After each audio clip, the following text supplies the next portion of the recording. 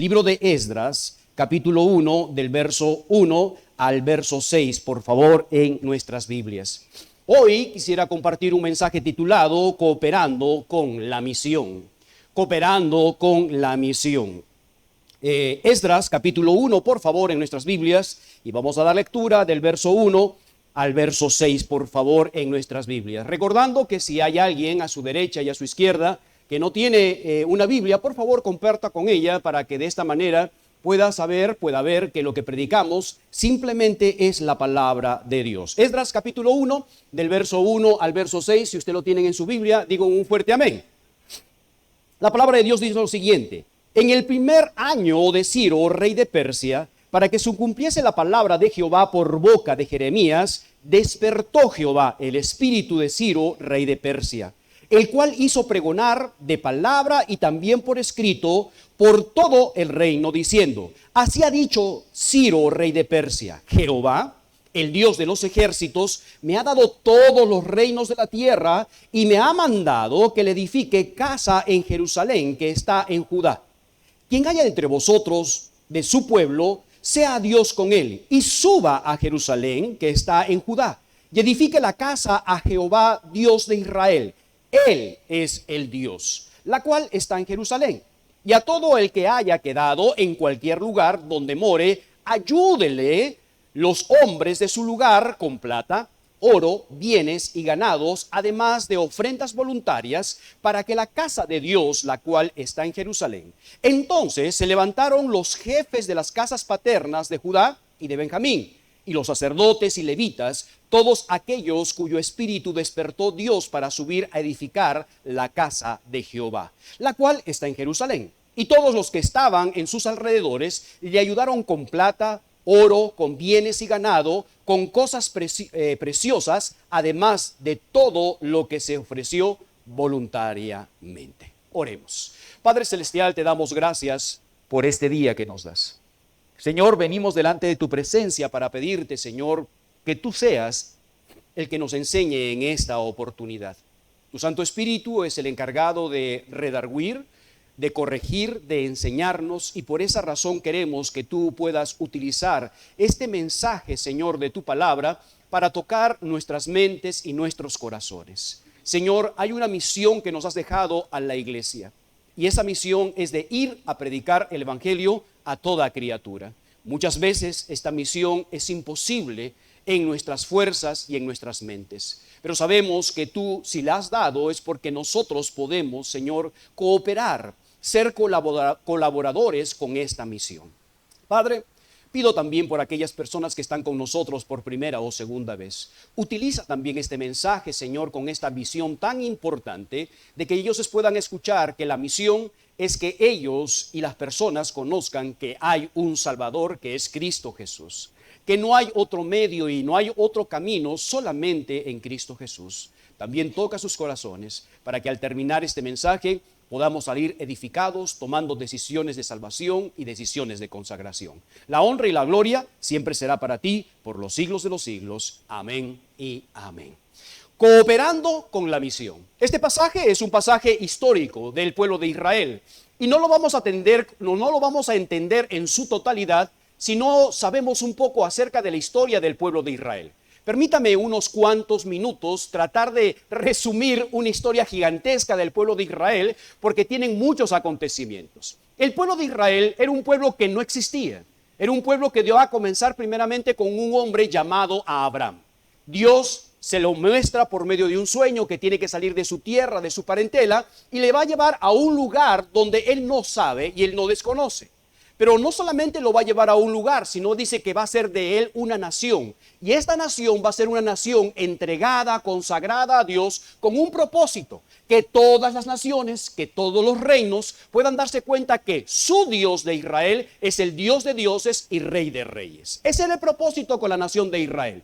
Pasaron los años, pasaron el tiempo, se constituyó como una nación en un lugar específico donde Dios le había dado, pero lamentablemente por sus pecados, por no escuchar la palabra de Dios, comenzaron a acumular, llamémosles de esta manera, pecado tras pecado, pecado tras pecado, y en su misericordia Dios comenzó a enviar profetas, jueces, reyes, X líderes espirituales para que el pueblo de Israel pudiera arrepentirse, y lamentablemente la dureza de su corazón no les permitió arrepentirse. Uno de los acontecimientos más grandes del pueblo de Israel fue una guerra civil, donde una nación se va a convertir en dos naciones, uno llamado el Reino del Norte y el otro llamado el Reino del Sur. El Reino del Norte se está llevando casi la mayoría de las tribus del pueblo de Israel. Solamente quedan básicamente 2.5, casi 3 tribus en el Reinado del Sur. Por la acumulación de pecados y la dureza de su corazón, Dios va a comenzar a castigar al pueblo de Israel, pero con invasiones de otros imperios. Y la primera invasión que va a encontrar es justamente con el Reino del Norte. Van a invadirlos y se los van a llevar a Babilonia. Y el Reino del Sur todavía va a quedar unos cuantos años más allí. Envió profetas, específicamente al profeta de Isaías, 150 años antes que sucediese la exportación del pueblo de Judá, de Jerusalén, del reinado del sur. Y Dios comenzó a mostrarles lo que iba a pasar. Los pueblos que iban a venir, iban a invadir, iban a ser realmente sacados de su lugar, la ciudad destruida, quemada, pero nuevamente el corazón del pueblo de Israel no se arrepintió. Creo con todo mi corazón que si se hubieran arrepentido, no hubieran sido exiliados o llevados de cautiverio. Pero lamentablemente, hermanos, no escucharon al profeta de Dios, y Dios tiene que juzgar nuevamente con exiliarlos. Llegaron a la ciudad, llegaron al templo de Dios, lo destruyeron, lo quemaron, y todos, en su gran mayoría, casi 3 millones de judíos, fueron exportados, llevados a Babilonia. El libro de los lamentos, de lamentaciones, es las canciones que el pueblo de Israel cantaba cuando salía de su lugar y eran llevados, hermanos, a cautiverio en Babilonia. Y ahí encontramos que ellos comenzaban a llorar, sus pies estaban descalzos, sus hijos estaban literalmente encadenados. Y esto es un sufrimiento para ellos. El momento en el cual ellos iban a estar en Babilonia, iban a ser cautivos por 70 años. Después de los 70 años, Dios iba a restablecer nuevamente el templo, la ciudad, y nuevamente iba a unir a todo su pueblo para utilizarlo en su misericordia otra vez con los propósitos que Dios siempre había querido. Bueno, el libro de Esdras justamente entra en esta parte de la historia, donde Dios va a utilizar a reyes, Dios va a utilizar a personas para que vuelvan otra vez a la ciudad, levanten el templo de Dios, levanten la ciudad, levanten el servicio, la adoración, y otra vez pueda hacer el propósito que Dios tenía en su vida. Era una misión, era un plan, era un propósito que Dios tenía en nuestras vidas. Cada vez que Dios tiene una misión, para nosotros muchas veces decimos, wow, es una misión muy grande, es algo que tenemos que hacerlos. Por ejemplo, imaginemos la misión que tuvo Abraham. Salir de su tierra, de sus padres, dejar a ellos e irse a un lugar donde él desconocía, no sabía dónde iba a hacerlo. Imagínense de la misión que encontró, hermanos, Josué. Vas a dirigir a un pueblo. Yo no soy como Moisés. Mira, a mí me falta mucha valentía, y Dios le tiene que decir, tranquilo, solamente te pido una cosa, esfuérzate y sé valiente y cumple la palabra de Dios, que el resto yo me encargo. El apóstol Pablo entraba a ciudades y a ciudades, en muchas oportunidades fue apedreado, tuvo que escapar de las personas porque tenía una misión que Dios lo dejó. Y podemos decir que las misiones de Dios muchas veces son muy complicadas y muy difíciles. Tú como padre y tú como madre tienes una misión que Dios te ha dejado, y es levantar una familia. Qué complicado es levantar una familia, ¿verdad?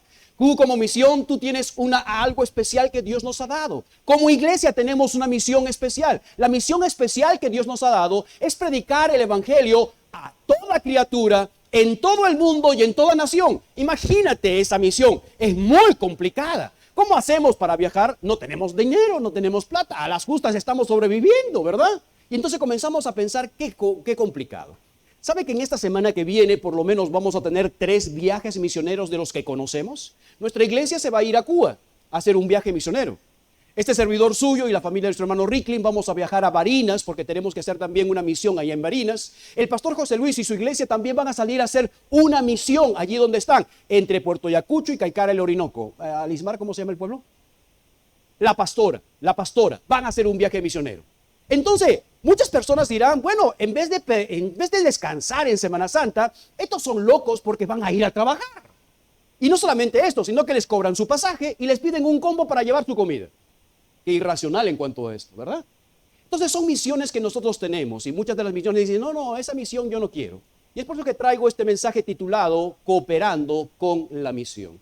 Cooperando con la misión ¿de qué? La misión de Dios. Con lo que Dios quiere hacer con sus planes y proyectos que tiene en nuestras vidas. En este punto de la historia del libro de Esdras, la historia, hermanos, va a hacer que Dios va a hacer una obra de reconstruir la ciudad, reconstruir el templo, hermanos, que está en ruinas. La obra que Dios va a ser una obra extraordinaria, va a levantar literalmente lo que está arruinado y destruido. Pero también es una gran oportunidad, un gran privilegio de que el pueblo de Israel pueda cooperar con esta misión. ¿Por qué cooperar con esta misión? ¿Será que Dios necesita ayuda? Créemelo que Dios no necesita absolutamente de nada de ayuda de nosotros. Pero nos va a dar el privilegio, nos va a dar la oportunidad de ser parte de los propósitos que Dios tiene en nuestras vidas. Volvamos a leer, por favor, Esdras capítulo 1, verso 1, dice lo siguiente: en el primer año de Ciro, rey de Persia, para que ¿qué? Cumpliese la palabra ¿de quién? De Jehová, por medio del profeta, ¿qué dice? Jeremías. Présteme atención. Este pasaje, como cualquier otro pasaje de la palabra del Señor, son pasajes extraordinarios, donde nos muestra la grandeza de Dios, donde nos muestra que Dios es un Dios poderoso, donde nos muestra algo especial en estos pasajes, que Dios tiene todo en control. Escúchame bien, y quiero que lo repita conmigo de repente ahí donde estás. Dios tiene todo en control. Yo sé que usted lo sabe, yo lo sé, pero en momentos difíciles en nuestras vidas, comenzamos a titubear y dudar que Dios tiene control de esto. Y comenzamos a pensar, si esto funcionara de esta manera y funcionara de esta manera, Dios haría tal cosa y tal cosa y tal cosa. Y cuando no ocurre nuestro plan, entonces nos decepcionamos de Dios. Pero escúcheme bien, fue su plan, no fue el plan de Dios. Y présteme atención, la palabra de Dios dice que sus pensamientos son diferentes a nuestros pensamientos. Sus caminos son diferentes a los caminos de Dios. Pero no importa qué es lo que piensas de Dios, no importa qué cantidad de conocimiento bíblico tienes en tu mente, sepa una cosa: Dios tiene control de todo. Y este pasaje y cualquier otro pasaje que encontramos en la palabra de Dios nos muestra justamente esto: Dios tiene en control. Por eso que Él puede decir: no os afanéis por nada, por el día de mañana. Cada día tiene su propio afán. Confía en mí. Lo primero, si quieres preocuparte en algo, preocúpate en hacer el reino de Dios y su justicia, y lo demás será añadido. Lo que te falta yo lo voy a proveer, pero no lo veo. No te preocupes, confía en Dios. Pero esta palabra de Dios tiene control, esta palabra tiene una definición muy importante que tenemos que recordar. La palabra control significa dominio, mando, predominio. Es controlar, ser el dominador de algo o de alguien. Es lo que significa ser, Dios tiene el control. Dios tiene el control de los tiempos, Dios tiene el control de las personas, Dios tiene el control absolutamente de la naturaleza para cumplir sus propósitos, sus programas y sus planes. En el libro de Daniel dice la siguiente la palabra de Dios: Él muda los tiempos, las edades, quita reyes, pone reyes, da sabiduría a los sabios, ciencia a los entendidos. Posteriormente, en el libro de Eclesiastés, capítulo 3, verso del 1 al 8, él dice: todo tiene su tiempo. Tiempo de comer, tiempo de nacer, tiempo de morir, tiempo de plantar, tiempo de arrancar lo plantado, tiempo de matar, tiempo de endechar, tiempo de bailar. Todo tiene su tiempo. ¿Por qué el Señor dijo que todo tiene su tiempo? Porque todo está en control de Dios. No te preocupes. ¿Habrá un tiempo para bailar? Sí. Aunque los cristianos no bailan, dice. Bueno, dancemos entonces.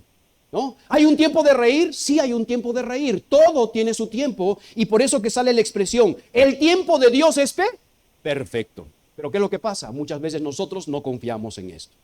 Entonces, ¿Dios tiene control en el tiempo? Sí. ¿Dios tiene control en la política? Sí. ¿Dios tiene control en muchas otras cosas? Pero no solamente en esto, sino también Dios tiene control en las personas. Proverbios capítulo 21, verso 1 dice: como los repartimientos de las aguas, así está el corazón del rey en la mano de Jehová. A todo lo que él quiere, ¿qué dice? Inclina. El corazón del rey está en las manos de Dios.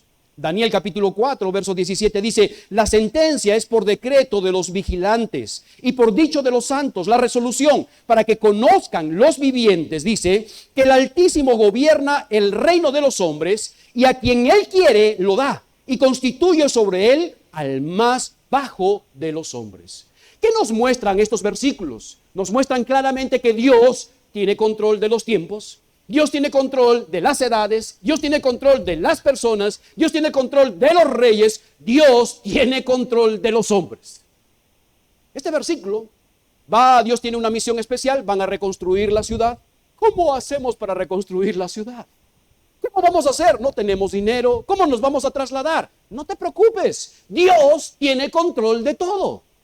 Cuando ellos están allí en Babilonia, todavía siguen cautivos. Ellos no tienen permiso para salir, pero el Dios de los tiempos, el Dios de las personas, va a hacer todo lo posible para que la misión, el propósito, el plan, el programa de Dios se pueda dar como Dios quiere que se dé.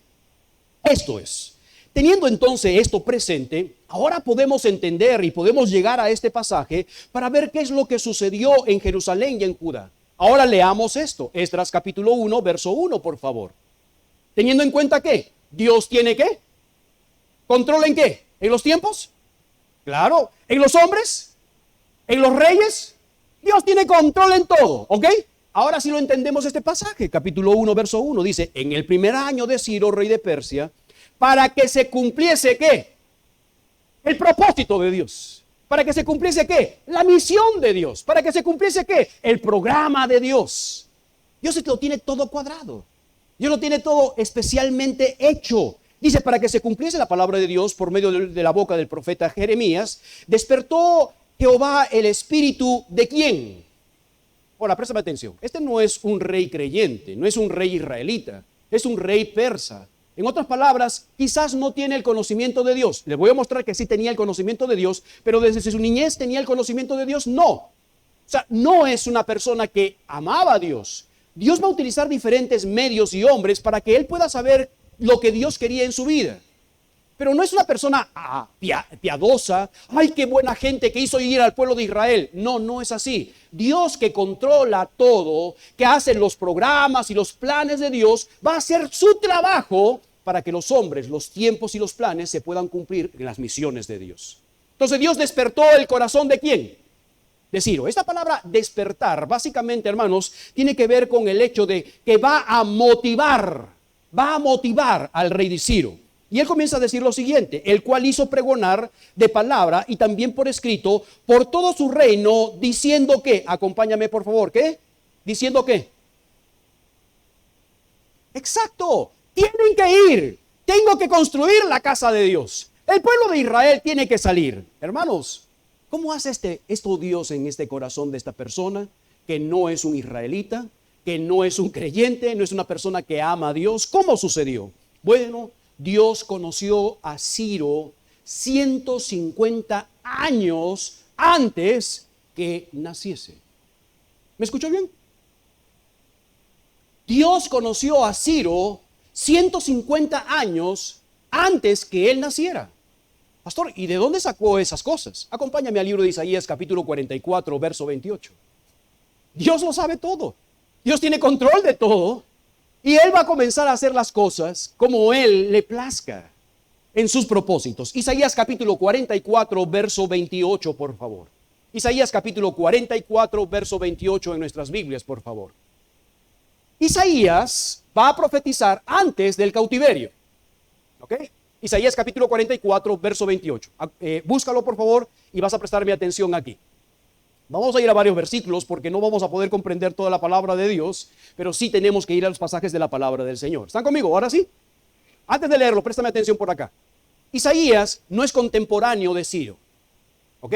Cuando usted lee el libro de Isaías va a encontrar que va a estar antes del cautiverio y con 3 reyes de Jerusalén antes del cautiverio.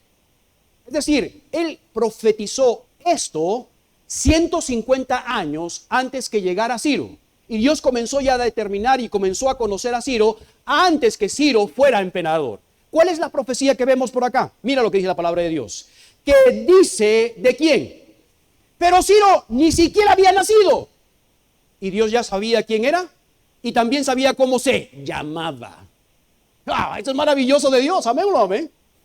¿Sabe que Dios me conoció antes que yo naciera en el año 1900? ¿Qué te importa?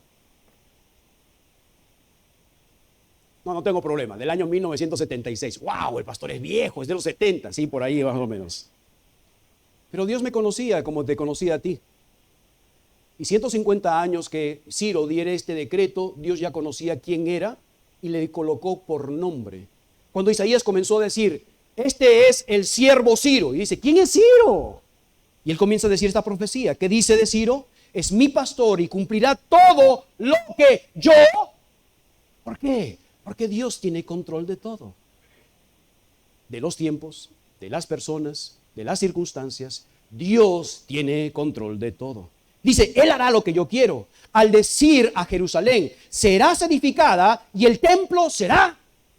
Mira, 150 años. Ni siquiera ellos estaban en el exilio y Dios ya comenzó a decir, habrá un hombre llamado Ciro, que es un emperador, y él hará y cumplirá mi palabra. Lo que yo he hecho. Y cuando escribe el libro de Esdras dice, y se levantó un emperador Ciro que dijo, el Señor me ha dicho. Claro, ¿por qué Ciro sabía esto? Porque Dios coloca personas en lugares en los cuales quizás usted no sabe cuál es el propósito. Dios instaló años atrás en Babilonia un hombre llamado Daniel, en el cual Él lo colocó en un lugar adecuado, en un momento apropiado, para que sus planes de Dios y sus propósitos se puedan cumplir. La palabra de Dios es extraordinaria. Cuando usted sabe dónde encaja cada libro, cada persona, cada parte de la historia, tú dices, wow, mira cómo Dios hizo todas estas cosas. Cuando se llevaron cautivos en la deportación del pueblo de Israel, la parte del sur, específicamente Judá y Jerusalén, se llevaron a lo mejor. Se llevaron a los príncipes, a las personas, a los jóvenes que tenían mayor entendimiento, y dentro de ellos estaba Daniel, un muchacho, no sabemos cuántos años tenía, pero tenía un muchacho. Lo colocaron allí con Nabucodonosor, le enseñaron un idioma, lo entrenaron para que sea una persona gubernamental en el palacio de Nabucodonosor.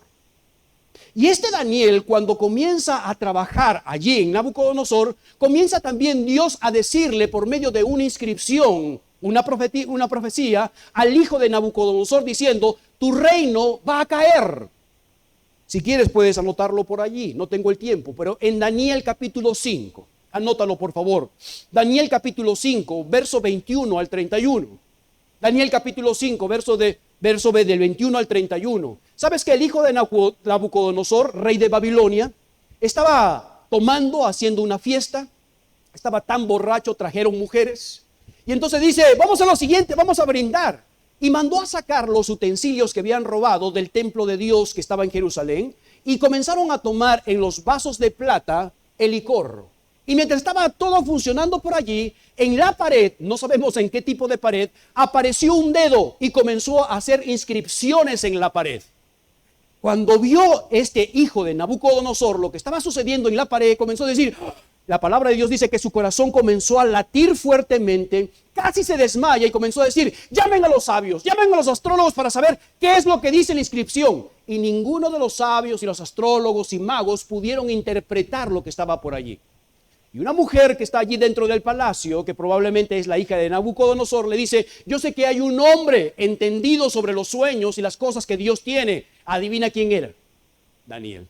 Lo llaman a Daniel, dice, yo sé que tú tienes la interpretación. Y él dice, no tengo la interpretación. Si tú me interpretas esto, te voy a dar púrpura, te voy a vestir, vas a ser lo mejor del reino. Dice, guárdate las posiciones, guárdate la púrpura, no quiero nada de esas cosas, pero sí te voy a decir qué es lo que decía.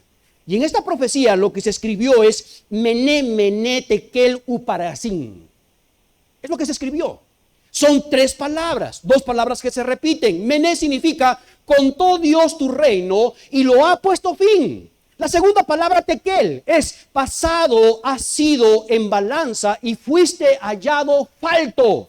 Y Perez, que es una abreviación de esta palabra, es tu reino ha sido roto y dado a los medos persas. En ese mismo instante, Daniel va a interpretar la inscripción que está allí y le comienza a decir, porque te has orgullecido, no has aprendido de tu padre cuando él pensó que todos los reinos eran tuyos, ahora Dios va a comenzar a traer a los medos persas y te va a derribar y Babilonia no va a hacer absolutamente nada. ¿Sabes que años después llegaron los medos persas y conquistaron Babilonia y Babilonia cayó? Babilonia estaba ubicada en uno de los ríos muy importantes. Y ellos estaban tan, hermanos, confiados de que nadie los iba a conquistar, porque tenían que hacer algo con el río para poder abrir las puertas. ¿Sabe que estos medos persas en la parte de arriba del río hicieron algo para que el río pudiera cesar las aguas? En el momento de ellos abrir las puertas, ingresaron los medos persas como si fueran su propia casa y comenzaron a conquistar. ¿Quién hizo todo esto? Dios. Dios ya sabía absolutamente todo esto. Nos dice la palabra de Dios también, hermanos, que el libro de Isaías comenzó a mencionar de lo que iba a ocurrir. El historiador Josefo relata que Daniel probablemente le leyó a Ciro, hermanos, las profecías sobre Ciro. ¿Cómo Ciro sabía que tenía que llevar al pueblo de Judá a Jerusalén a reconstruir? Daniel, probablemente en la historia, fuera de la palabra de Dios, se menciona que Daniel agarró y dice, mira, esto se escribió de ti. Parece que cuando Ciro comenzó a decir, ¡ah! Acá está mi nombre, antes que yo naciera. Acá está cómo lo voy a hacer. Comenzó, dice que Ciro, a despertar, a motivarse él mismo, diciendo, vamos a cumplir. Este Dios que tú llamas Jehová de los ejércitos es un Dios más grande que mis propios dioses. Y él comenzó a entusiasmarse a dar el decreto. ¿Sabes? Es allí donde comienza Esdras capítulo 1, verso 1. Volvamos por favor ahí. Esdras capítulo 1, verso 1. Esdras capítulo 1, verso 1. Recuerda que siempre pongo una marca allí porque vamos a volver. Este es el punto, es el pasaje central. Allí está todo lo que el Señor quiere mostrarnos. Esdras capítulo 1, verso 1. Y dice, en el primer año de Ciro, rey de Persia, para que se cumpliese, ¿qué dice? Ya te has dado cuenta más o menos cómo se cumplió la palabra de Dios, ¿verdad? Dios arreglando los tiempos, Dios colocando personas específicas, Dios mostrando a las personas qué es lo que deberían de ser. Dice que para que se cumpliese por boca de Jeremías, despertó Jehová el espíritu de Ciro, rey de Persia, el cual hizo pregonar de palabra y también de escrito por todo su reino, diciendo que levántese el pueblo. Esdras señala que se cumplirá la profecía de Jeremías del retorno de los exiliados. No solamente Isaías habló de Ciro, sino que Jeremías también mencionó cuánto tiempo debería de haber de cautiverio y cuándo regresarían. Acompáñame a Jeremías capítulo 25, verso 11. Jeremías capítulo 25, verso 11. Jeremías capítulo 25, verso 11. Pastor, a mí no me gustan mucho estas cosas. Bueno, probablemente de repente no te llaman mucho la atención, no te alucinan estas cosas de las profecías. Pero a cada creyente, a cada cristiano, hijo de Dios, le debe fascinar las profecías. A veces son muy complicadas, pero ¿sabes por qué? Porque nos muestra que Dios está en control de todo.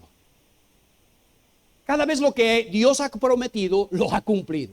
Y el apóstol Pablo en la primera carta a los Corintios dice, todas las cosas que Dios ha cumplido, en Él son el amén. Y la palabra amén significa así es. Es por eso que muchas veces usted escuchará cuando alguien canta o alguien predica, amén. Dice, ¿y este loco? No, este loco está diciendo, así es. Es verdad lo que está diciendo. Encontramos Jeremías capítulo 25, verso 11, dice, y toda esta tierra será puesta en ruinas y en espanto, y servirán estas naciones al rey de Babilonia, ¿cuántos años? Es una profecía.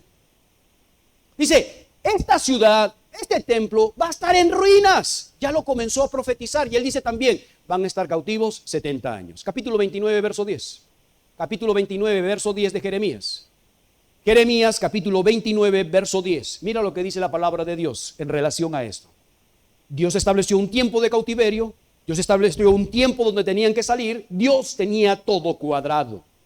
Jeremías, capítulo 29, verso 10 dice, porque así dijo Jehová, cuando en Babilonia se cumplan los 70 años, yo, ¿qué dice? Visitaré y despertaré sobre vosotros mi buena palabra para haceros volver. Dios tiene todo en control. Dios tiene los tiempos, Dios tiene las personas, Dios tiene sus planes y propósitos y siempre se van a cumplir. Por eso que sale esa frase humana que hemos creado y que está en un buen sentido. ¿Somos todos necesarios? Sí, pero nadie es indispensable. Si usted lo quiere ser, perfecto. Gloria al Señor, tiene una gran oportunidad, tiene un gran privilegio. Pero el día que usted no quiere cooperar con la misión que Dios ha colocado, con el propósito y el plan de Dios, no te preocupes, Dios buscará un hombre mejor que tú. Dios buscará a un hombre o una mujer conforme al corazón de Dios. Así es que no te hagas de rogar.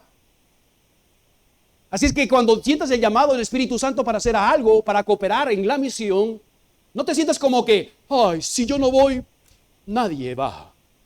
No seas tan arrogante, porque delante del Señor somos menos que una hormiga o una pulga.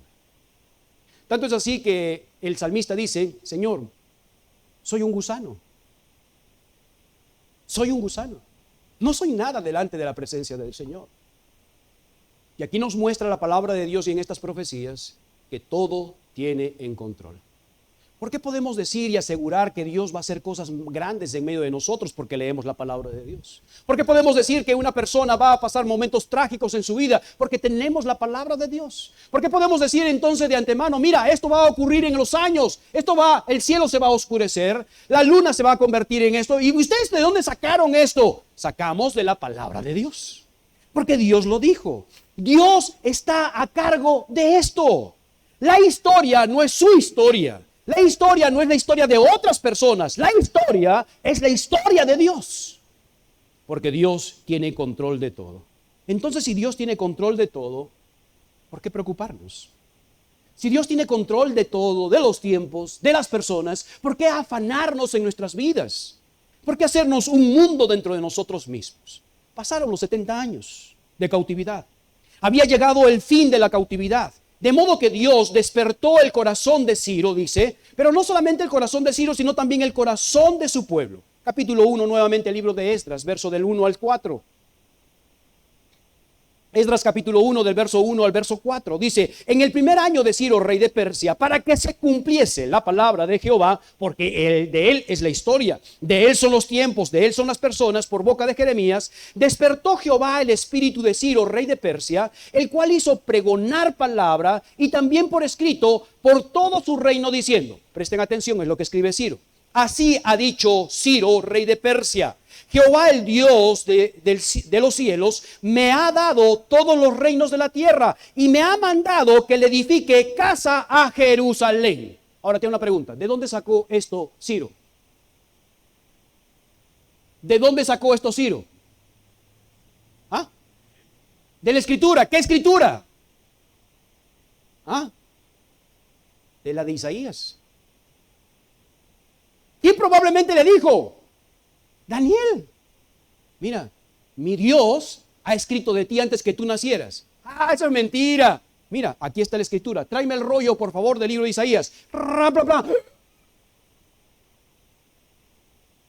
Y Dios despertó su corazón. Entonces, cuando él hace el mandato, no es el mandato de Ciro, es el mandato de Dios a través de Ciro. ¿Te has dado cuenta? Sí. Y él comienza a decir, Dios me ha dicho. ¿Cómo le dijo? Por medio de la escritura, por medio del papiro, por medio de la profecía de Isaías. Y él dice, Dios me ha dicho que vaya a construir casa de Jehová. Posteriormente comienza a decir, quien haya de entre vosotros de su pueblo, sea de Dios con él. Y suba a Jerusalén que está en Judá y edifique la casa a Jehová, Dios de Israel. Él es el Dios, la cual está en Jerusalén. Y a todo el que haya quedado en cualquier lugar donde more, ayuden a los hombres de su lugar con ¿qué? Plata, oro, bienes, ganados, además ofrendas voluntarias, para que la casa de Dios obviamente se levante, la cual está en Jerusalén. ¿Se ha dado cuenta? ¿De quién es la misión? ¿De Ciro? No, es de Dios. ¿Quién va a ayudar en la misión? Va a ayudar diferentes tipos de hombres que Dios va a levantar su corazón. Dios va a despertar su corazón. Lamentablemente no todos van a escuchar este llamado de Dios. No todos van a cooperar este llamado de Dios. Y eso es con el pueblo de Israel, esto es con nosotros y esto va a ser por siempre. Solamente algunos levantarán su espíritu. De ahí viene la palabra, colaboremos con Dios. De ahí viene el título, cooperemos con Dios. Pastor, ¿y de dónde salió esta palabra? ¿Sabes que nosotros tenemos una ley en la física que se llama la sinergia? Esta palabra sinergia, hermanos, es una ley que tenemos donde dice que esta palabra es trabajar en conjunto, colaborar conjunto y colocar nuestras fuerzas con un objetivo principal. Por eso que el apóstol Pablo en la carta a los Corintios comenzó a decir, nosotros somos colaboradores de Cristo Jesús. Ustedes son labranza de Dios, pero nosotros también somos colaboradores de Cristo Jesús. Posteriormente el apóstol Pablo dice, nosotros somos también sus colaboradores, hablando de la iglesia. Primera carta a los Corintios, capítulo 16, comenzamos a decir que también ellos ayudaron y trabajaron. Y esta palabra que ayudaron y trabajaron es cooperaron. ¿Con qué? Con la verdad, con el evangelio. Y encontramos la cooperación en toda la palabra de Dios. Ahora, teniendo esto presente, préstame atención por acá, Dios hizo su trabajo hasta el momento. ¿Cuál? Colocó las profecías, colocó personas específicamente en un lugar para que se haga su plan, su propósito, y ahora va a entrar en el segundo plano. Y él dice, hijos, ya está listo, ya hecho. El decreto está listo. El rey está listo. Ya tienen permiso de regresar entonces a su pueblo. Ahora necesito que ustedes cooperen. ¿Están entendiéndome? Sí. Mueve la cabeza, di algo. Sí, amén. Dios hasta el momento hizo absolutamente todo. ¿Cómo comenzó esto? Años atrás. Comenzó 150 años atrás para que se cumpliese la misión de Dios, para que se cumpliesen los propósitos de Dios y para que nos demos cuenta que Dios tiene todo en control. ¿Cuál es la cooperación que encontramos? Bueno, un grupo de hombres tenían que ir a levantar esta ciudad. Versículo 5. Entonces se levantaron los jefes de las casas paternas de Judá y de Benjamín, los sacerdotes y levitas, y todos aquellos cuyo ¿qué? Espíritu despertó Dios. Y esta palabra despertó Dios, su espíritu, es motivó. Motivó. Dios motivó a estos hombres para que fueran a este lugar, a esta misión donde Dios les había colocado. ¿Cuál era la misión? ¿Cuál era el lugar? El lugar era Jerusalén. ¿Quiénes deberían ir? Todos aquellos que eran judíos. Pero no todos aquellos que fueron judíos fueron para esta misión. Pastor, ¿y esto de motivó en el Nuevo Testamento también existe esta obra que hace? Sí. Acompáñame por favor a Filipenses capítulo 2, verso 13. Filipenses capítulo 2, verso 13. Filipenses capítulo 2, verso 13. Un versículo muy conocido, pero es un versículo que encaja perfectamente con otras palabras, en otro tiempo, en otra dispensación, en otro pacto totalmente diferente. ¿Está conmigo?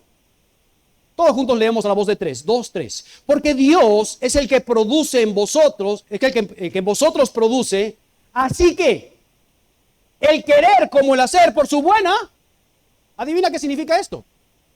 Despertó el Espíritu. Dios produce en nosotros el querer como el hacer por su buena voluntad. Préstame atención. Mírame por favor acá, te voy a dar un ejemplo de cómo funciona esto. Hay un hombre pequeñito, viejito, con canas, predicando la palabra de Dios.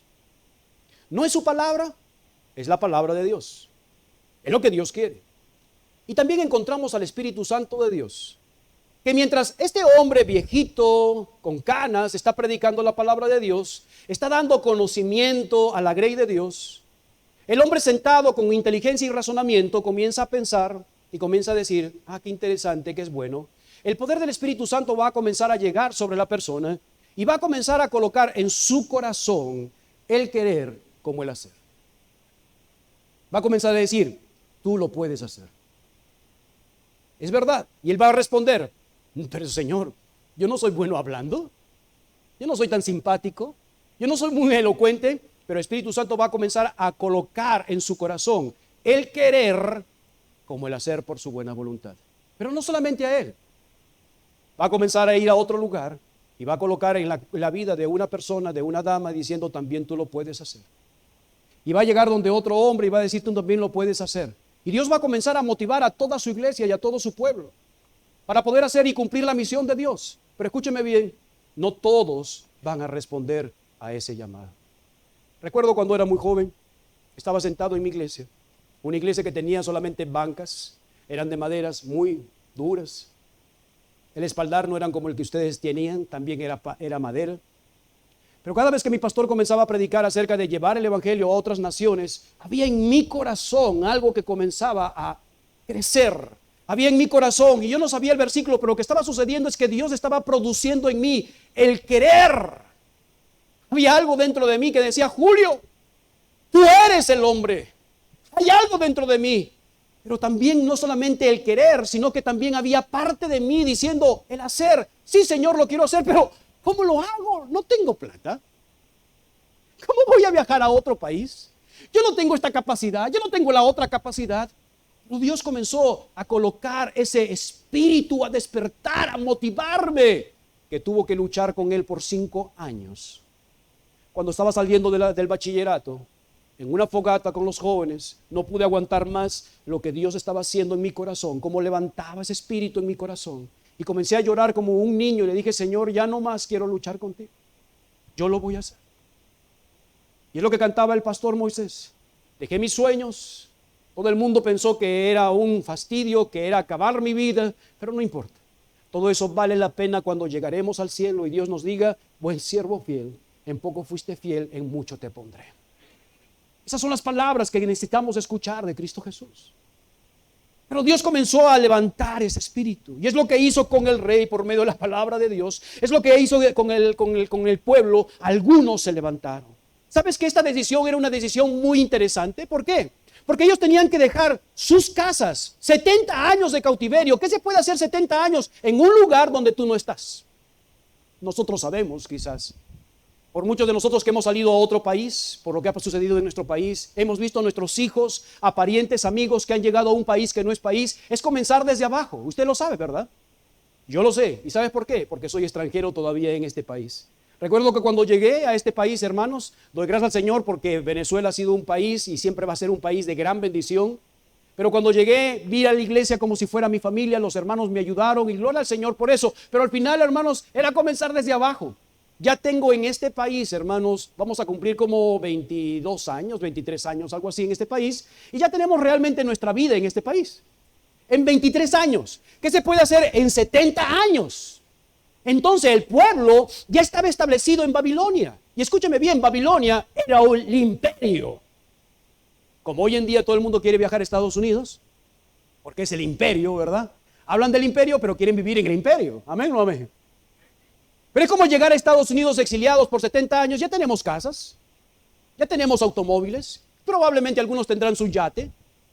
Personas comenzarán a trabajar, seamos honestos, es el sueño americano, es verdad. Y déjame decirte una cosa, lo puedes hacer en Estados Unidos. Solamente que tienes que trabajar toda tu vida para hacer eso.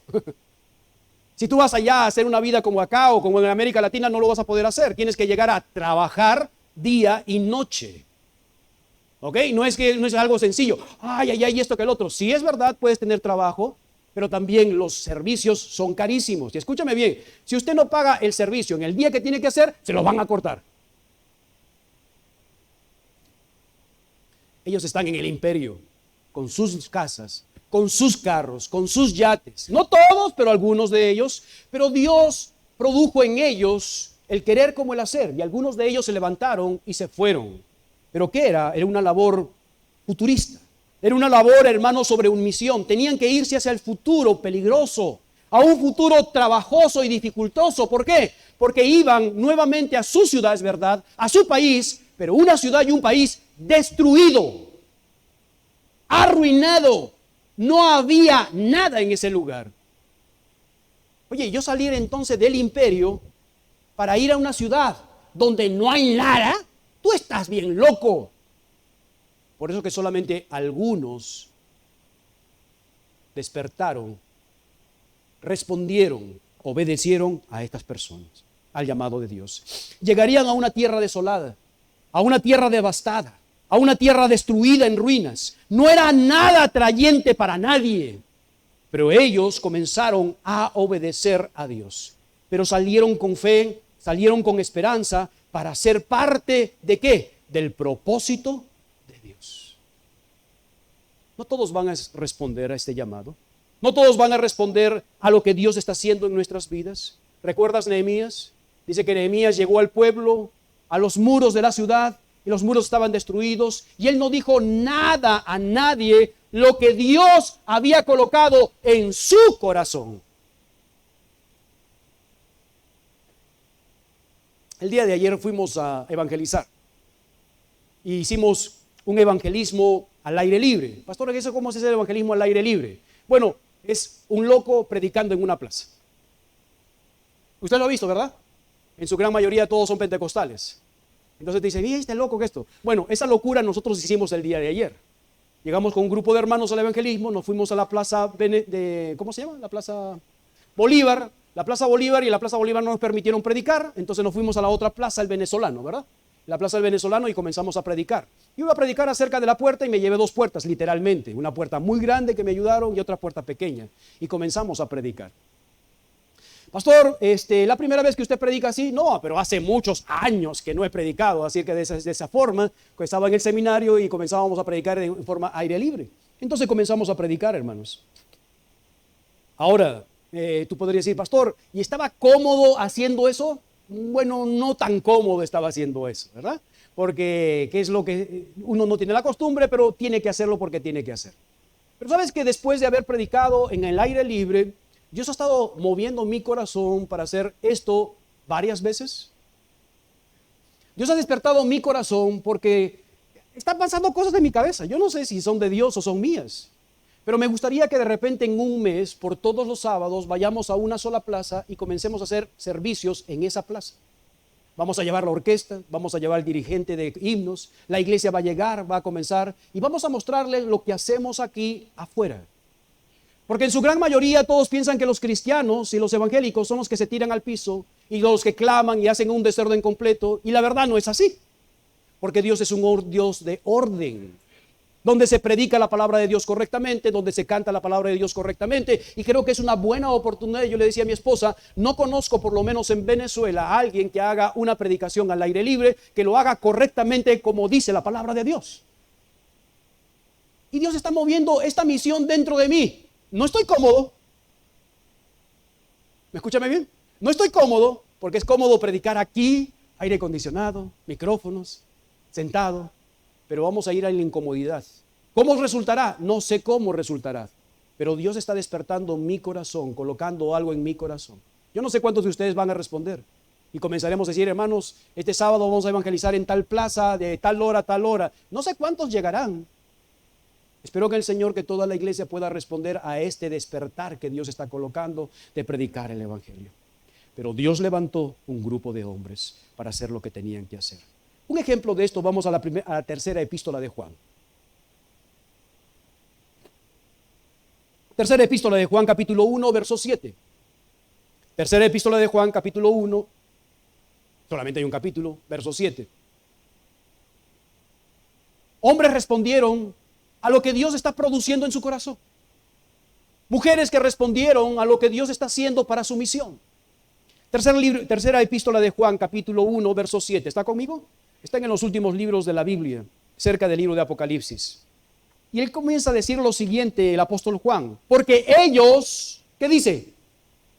Salieron. ¿Por qué?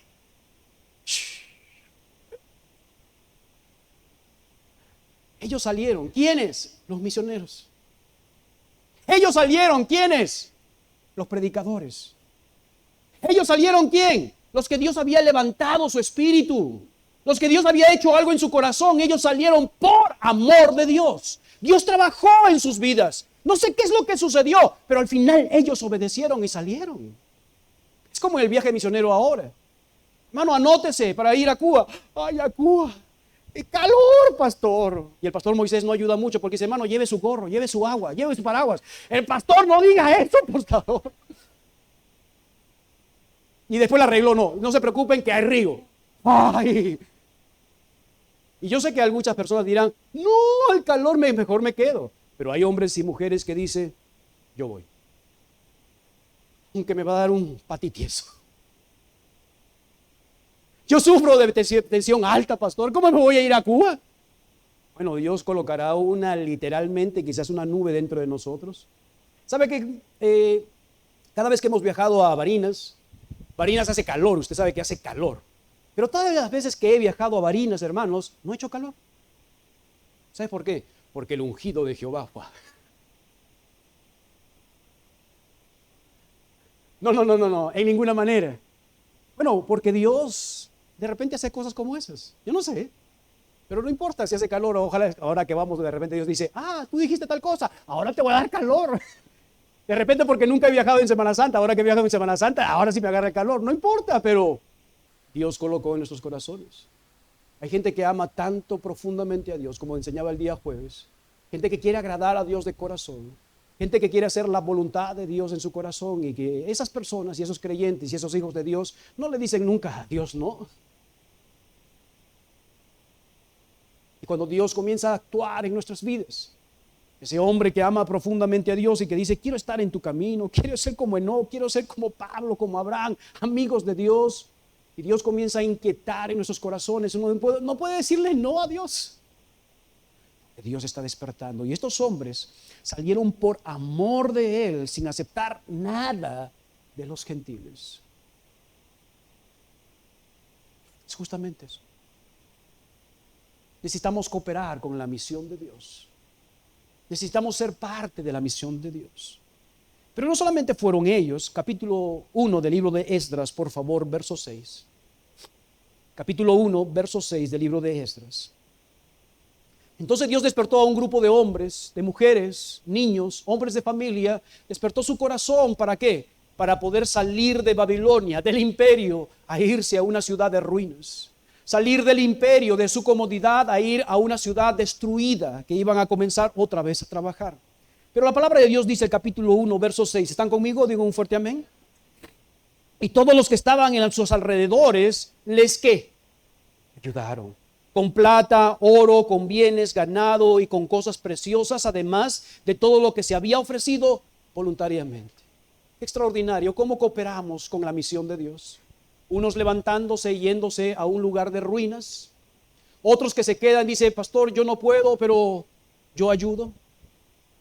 Y comenzaron a ayudar. Yo no puedo ir allá por X motivos. Yo no sé qué es lo que pasó en sus vidas, pero había personas, hermanos, que dirían: de verdad me gustaría volver a Jerusalén, me gustaría volver a nuestra ciudad, levantar otra vez la casa de Dios, pero yo no puedo ahora, quizás después. Pero no me voy a quedar con eso, sino que voy a ayudar con plata, voy a ayudar con oro, voy a ayudar con vacas. ¿Cuántas vacas necesitan ustedes para comenzar otra vez a activar la ciudad? Y comenzaron a dar y a dar y a dar voluntariamente. Gloria al Señor. Gloria al Señor por estos hermanos y hermanitas que tenemos en nuestra iglesia, que nos dicen: pastor, usted sabe que yo no puedo, tengo esta situación, pero esa lista que dieron del combo, yo la voy a dar parte de ella, o no voy a dar completo, no sé cómo, pero yo ayudo. Pastor, usted sabe mi situación, de repente yo no puedo traer, llevar, ir, pero escúcheme bien, todos esos días en la mañana voy a orar 30 minutos, 20 minutos para que esas personas que vayan allá puedan ser utensilios de Cristo Jesús. Y comenzaron a ayudar. Unos que iban, otros que daban voluntariamente. ¿Sabe que en la Biblia, tanto en el Antiguo Testamento como en el Nuevo Testamento, las ofrendas son parte de la cooperación con Dios?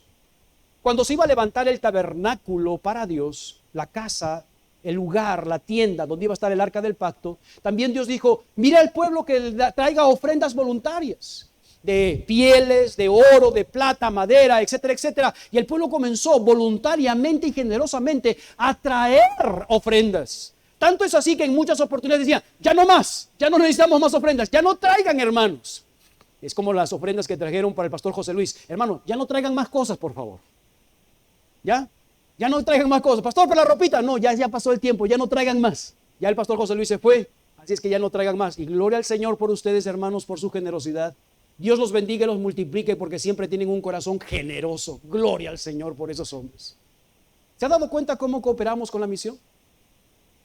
Unos que van y otros que ofrecen. En el Nuevo Testamento también tenemos un pasaje extraordinario. Abra su Biblia, por favor, a la segunda carta a los Corintios, capítulo 9. Segunda carta a los Corintios, capítulo 9, versos 6 al 11. Segunda carta a los Corintios, capítulo 6, verso al 11. El apóstol Pablo escribe esta epístola para defender, para arreglar todavía algunos problemas, pero en este capítulo se va a centrar sobre una ofrenda para enviar a las personas que estaban en necesidad. Y él va a utilizar una enseñanza muy buena que hoy en día todavía está vigente para nosotros. Preste atención, por favor, lo que dice segunda carta a los Corintios, capítulo 9, verso del 6 al 11. 9 del 6 al 11. Segunda carta a los Corintios, capítulo 9, versículo del 6 al 11. ¿Está conmigo?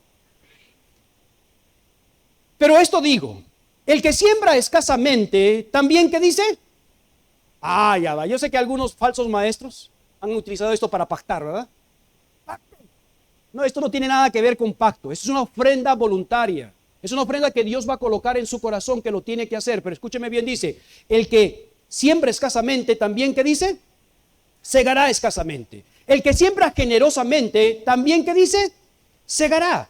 Cada uno dé como, ¿qué? Interesante, la misma frase. Levantó su espíritu, Dios colocó el querer como el hacer por su buena voluntad. Cada uno dé como propuso en su corazón, como Dios trabajó en sus vidas. Hace unos años atrás, estamos hablando de 22 años atrás, estaba levantando fondos para venir a Venezuela como misionero. Recuerdo muy bien, estuve en un compañerismo de pastores en la Iglesia Bautista La Victoria, allí en Arequipa, Perú. Me senté en una esquina como estaba el hermano Jesús allí sentado en la esquina. Estaba levantando fondos, estaba recién comenzando, y se levantó un pastor y estaba trayendo la meditación con muchos pastores. Todos eran pastores y esposas de pastores e hijos de pastores. En ese momento, cuando el pastor comenzó a predicar, el Espíritu de Dios comenzó a levantar mi espíritu diciendo: Julio, yo necesito que des una ofrenda a ese pastor que está predicando allí. Y yo estaba sentado y decía: Señor, ya va un momentico, creo que te has equivocado. Yo soy el misionero. Yo soy el que busco dinero. Yo soy el que pido dinero. Y el Señor comenzó a trabajar y dice: dale una ofrenda. Entonces, como yo estaba tan cerrado, Dios después me dijo: dale todo lo que tienes en la cartera. Pastor, ¿y eso cómo le dijo? ¿Fue una visión o algo? No, o sea, fue algo interno dentro de mí, diciendo: dale todo lo que tengo en la cartera. Hermanos, todo el mensaje, entre 35 y 40 minutos, estaba luchando con Dios en qué debería de hacer. Al final no soporté más, terminó el mensaje y el Espíritu Santo dice: ¿y ahora qué vas a hacer? Hermanos, saqué mi cartera, saqué el dinero que había, lo coloqué en mi mano. Al final, cuando salió, bajó el pastor, le dije: pastor, muchas gracias, su mensaje fue una bendición. No entendí nada de lo que dijo el pastor, pero fue una bendición porque Dios estaba tratando conmigo, ¿ven entendiendo? Entonces, cuando lo saludé, le dejé todo el dinero por allá. Pero créame por favor, y confieso mi pecado, no fue ninguna ofrenda de alegría. No una ofrenda de regocijo. ¡Oh, gloria al Señor! Le di todo mi dinero. Fue una ofrenda de lágrimas. Porque no tenía para regresar a casa. Literalmente no tenía para regresar a casa. Y entonces yo sentado y: Señor, está por mi ofrenda. Gracias, pastor. Señor, no sé cómo voy a hacer. ¿Cómo voy a regresar? Porque no tengo nada de dinero. Todo lo que yo tenía, tú me lo quitaste. Aquella persona que de repente no era la persona, yo era la persona. Terminando por ahí, saludándonos a otros, un pastor que recién estaba comenzando una iglesia me dice: pastor, ¿puede ir a la iglesia para predicar y mostrarle lo que Dios ha colocado en su corazón? Era Percy López. Percy López estaba comenzando una iglesia ya del fin del mundo a la vuelta. Y dije: Señor, voy a ir a una iglesia que recién están comenzando y voy a pedir una ofrenda. ¿Qué ofrenda me van a dar? Humanamente. Ah, sí, claro que sí, pastor, que esto, que el otro. Bueno, Señor, ya tengo una cita de una iglesia muy pequeñita, pero bueno, vamos allí. Entonces por allí llegó un pastor con su carro y dice: Julio, ¿tú bajas? Sí, dame la cola por allí. Bueno, te doy la cola hasta por allá. Ok, cálame por allí, dame un ray, un aguentón, una colita, hasta la avenida, y tomo yo carro. Tomo carro, nada, más cerca para caminar. Entonces conversando por allá, dice: yo te voy a llevar a la casa. Gloria al Señor, porque no tenía pasaje. Llegué a la casa. Al día siguiente, un martes, si no me equivoco, le digo a mi esposa: Percy López me invitó para la iglesia para predicar por allá, y yo tengo que tomar 2 carros o 3 carros para llegar por allá. Y bueno, ya tenía esa mente, ¿verdad? Llegué a predicar, un grupo de personas que había, 7 u 8 personas, no estoy seguro, muy chiquitita la iglesia. Comencé a hablar de misiones, prediqué, y al final el pastor me dio un sobre con la ofrenda. Bueno, agarré el sobre de la ofrenda, lo guardé y me fui a la casa. Entonces, cuando llegué a la casa, mi esposa me dice: ¿cómo te fue? Bien, bien, bien, sí. Me dieron un sobre por allí. Ahí debe estar en el saco. Saqué el saco, tal. Yo esperaba una ofrenda de 4 personas. Pero lo que había en la ofrenda era el doble de lo que yo había dado al pastor en esa oportunidad.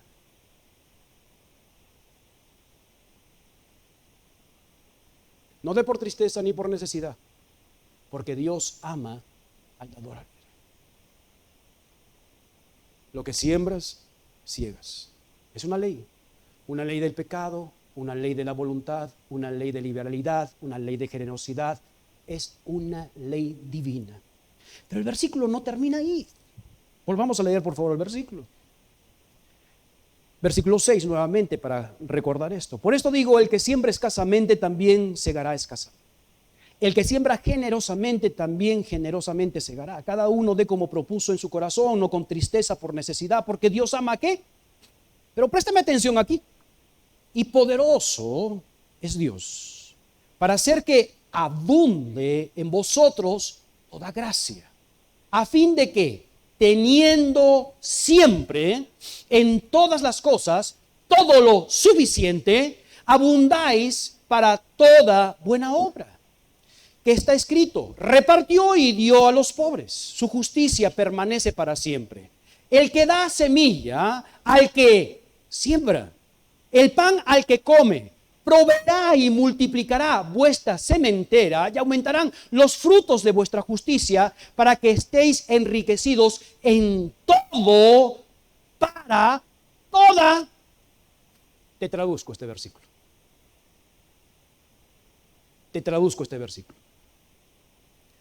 Tú tienes una generosidad en tu corazón para dar a Dios, para cooperar con la misión que Dios tiene, con el plan que Dios tiene.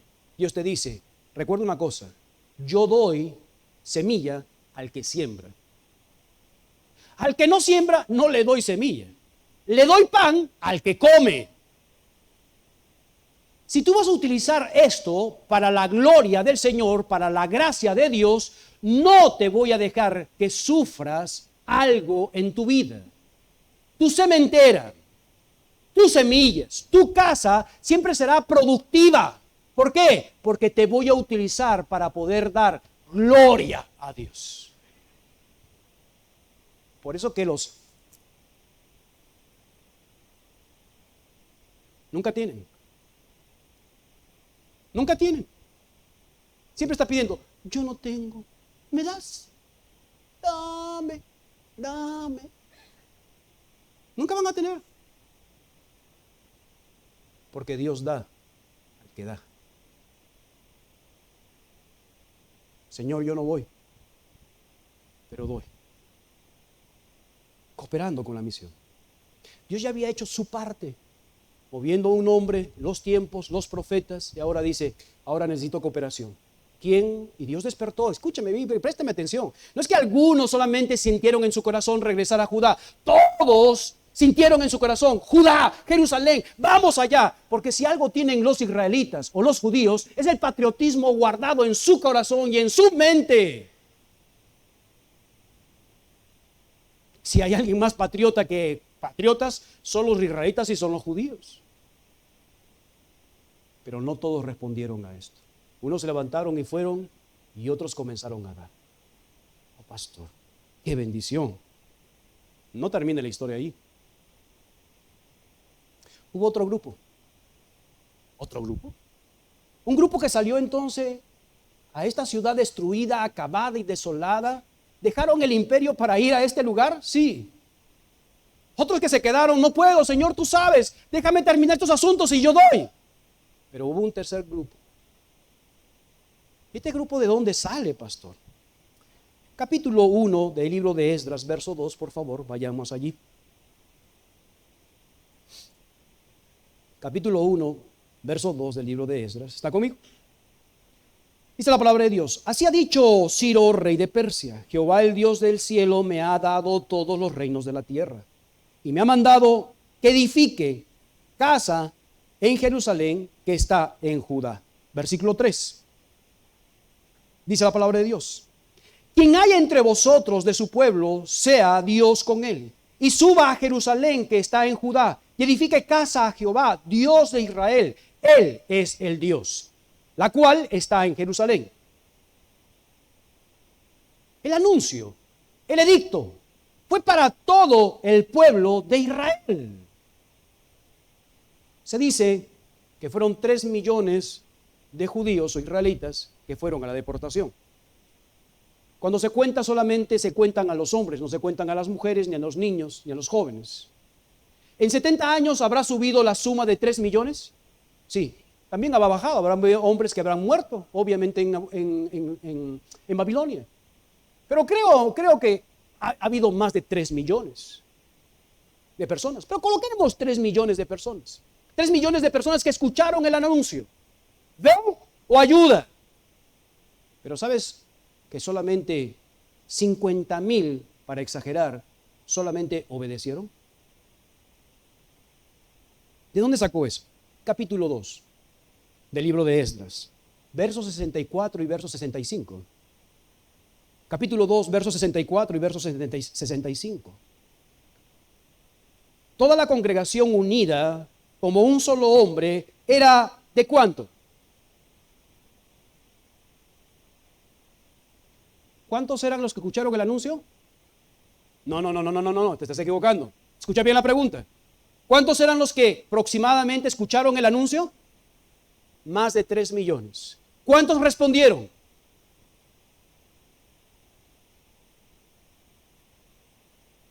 Pastor, ¿y los demás? Escogieron quedarse en Babilonia.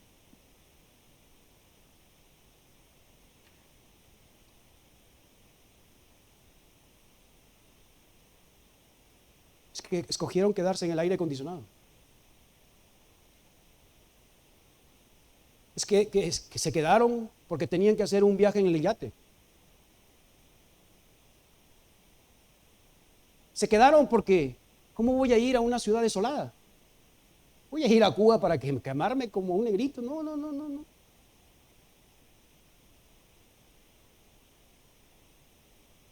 Menos de 50,000 regresaron porque escogieron la comodidad de Babilonia que la misión.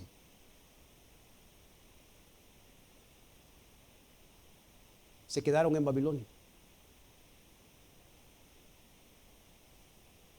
porque no querían ser parte de la misión. Te hago una pregunta, hermano. ¿Qué excusa vas a utilizar para no ser parte de la misión? No, pastor, que no es una excusa. Tú sabes que es una excusa. Para el trabajo no colocas excusas. Para las cosas que te interesan no colocas las excusas. Tú y yo podemos ver una película de 2 horas 5, 2 horas 10. Muy entusiasmados, muy prestando mucha la atención, pero no podemos darle a Dios ni siquiera 15 minutos para leer la Biblia. Tú y yo podemos ir a un centro comercial y ver tienda tras tienda, sentarnos a tomar un café o ir a un centro comercial y pasar hora tras hora. No importa si está en el otro extremo de la ciudad, tú lo haces. Pero no puedes tomar ni siquiera 20 minutos para arrodillarte y tomar un tiempo para hablar con Dios. Puedes hacer un viaje muy catastrófico a otra ciudad, a otro lugar, irte al lugar donde están los buses. Vas en el metro, en el bus, con tus maletas, un bus terrible, llegas al lugar donde estás y pagas todo esto para hacer algo que tú quieres hacer, pero muchas veces para la misión de Dios no hay el tiempo ni el deseo de hacerlo.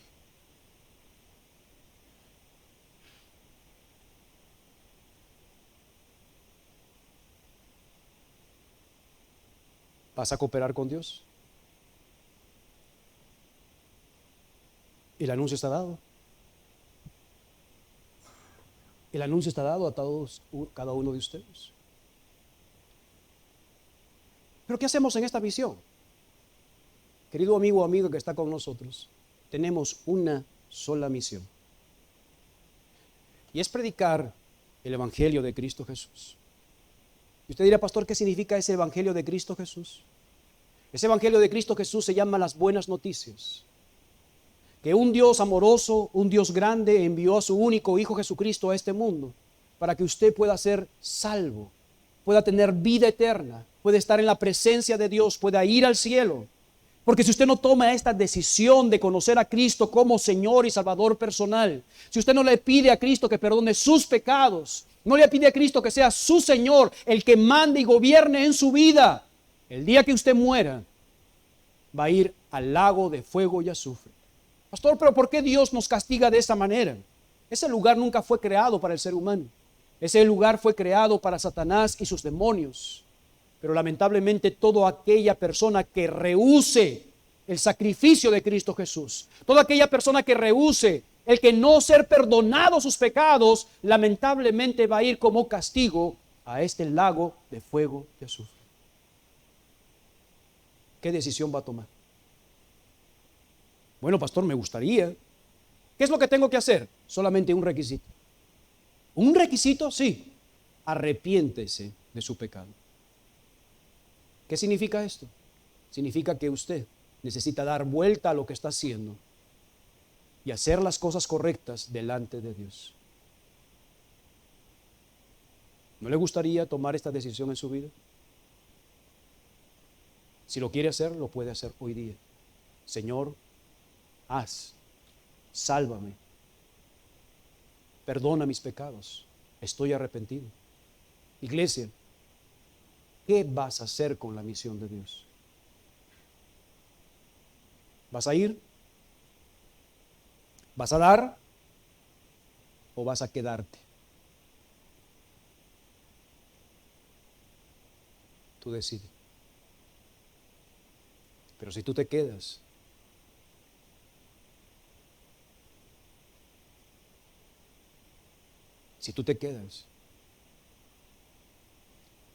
perderás una gran bendición. Si tú te quedas, no agradarás a Dios.